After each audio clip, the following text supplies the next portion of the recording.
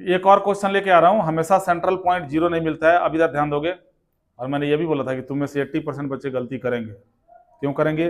क्योंकि इस टाइप का क्वेश्चन मैंने करवाया नहीं अभी। क्वाड्रेंट सिस्टम भी अप्लाई करना पड़ता है। यहां देखो सेंट्रल पॉइंट क्या है, इस क्वेश्चन में सेंट्रल पॉइंट क्या है? 1।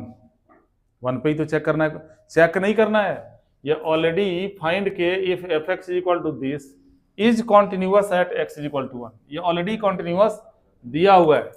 Is continuous at x is equal to 1, 1 पे कॉन्टिन्यूअस दिया हुआ है। फिर इस बार एक ही वेरिएबल की वैल्यू निकालनी है ना। मैं 2 वेरिएबल वाले क्वेश्चन भी बताऊंगा। जब 2 वेरिएबल की निकालनी होती तो क्या करते हैं। फिलहाल एक वेरिएबल की निकालनी है, या तो एलएचएल सॉल्व करोगे या आरएचएल सॉल्व करोगे। यहां पे क्या लिखोगे? एफ इज, शुरुआत ऐसे करोगे, f is continuous at x is equal to 1, यहां ब्रैकेट में लिख दोगे, ये तो गिवन है। तो अगर फंक्शन कॉन्टिन्यूअस है, therefore left hand limit is equal to central point यानी F1 is equal to right hand limit, ये तीनों बराबर होगा।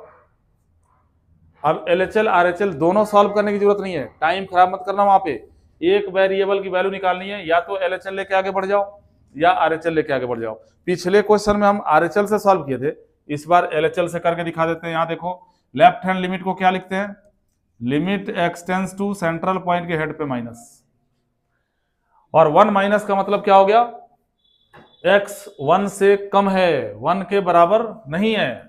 और x जब 1 के बराबर नहीं है तो हमें फंक्शन लेना है x माइनस 1 10 पाई एक्स अपॉन में 2, और f1 की वैल्यू क्या है? बिल्कुल सही, जब x 1 के बराबर होगा तो फंक्शन का वैल्यू क्या है? k। तो ये जो f1 है इसकी जगह पे डाल दो k, इसी को सॉल्व कर देना बस। अब सॉल्व कैसे करोगे? तो पहले लिमिट चेंज करो, यहाँ पे 1 दिया है इसको 0 बनाओ, क्योंकि हमारी जितनी आइडेंटिटीज हैं लिमिट की सब में x टेंड्स टू 0 ही होता है। यहाँ क्या करोगे?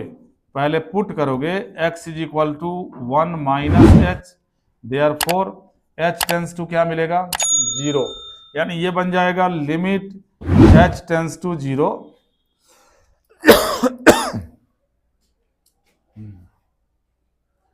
क्या बन गया? लिमिट h टेंड्स टू 0, और जहां जहां x दिख रहा है वहां पे 1 माइनस एच डाल दो।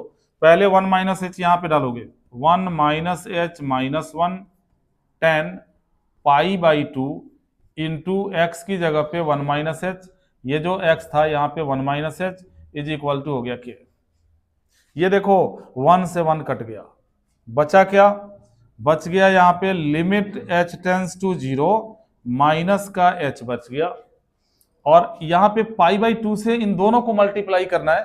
जब मल्टीप्लाई करोगे तो क्या बनेगा? Pi by 2 minus pi by 2h is equal to हो गया k।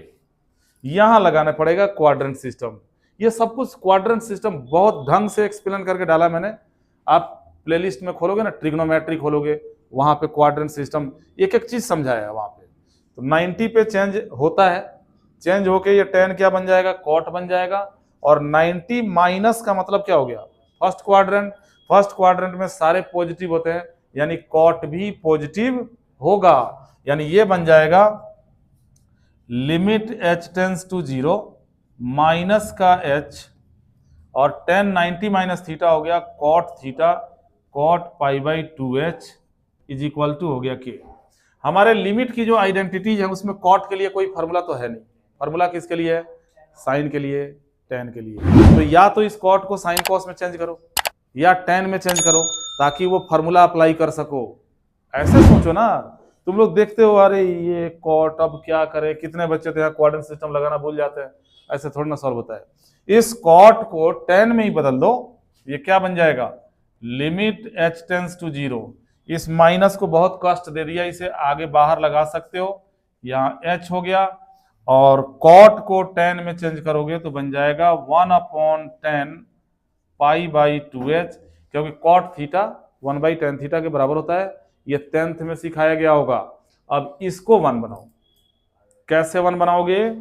कैसे 1 बनाओगे भाई? बताओ भाई, सिद्धार्थ बताओ। ये 10 पाई बाई 2h है, कैसे 1 बनाओगे? ऊपर ही कर दे तो कोई दिक्कत है। tan x अपॉन एक्स अगर 1 होता है तो x बाई tan x भी 1 होता है। जरूरी नहीं कि इसके नीचे डालोगे तभी 1 बनेगा, ऊपर डाल दो। तो जितना इसका एंगल है पाई अपॉन 2 इंटू एच ऊपर डाल दो, ये भी बेटा 1 हो गया।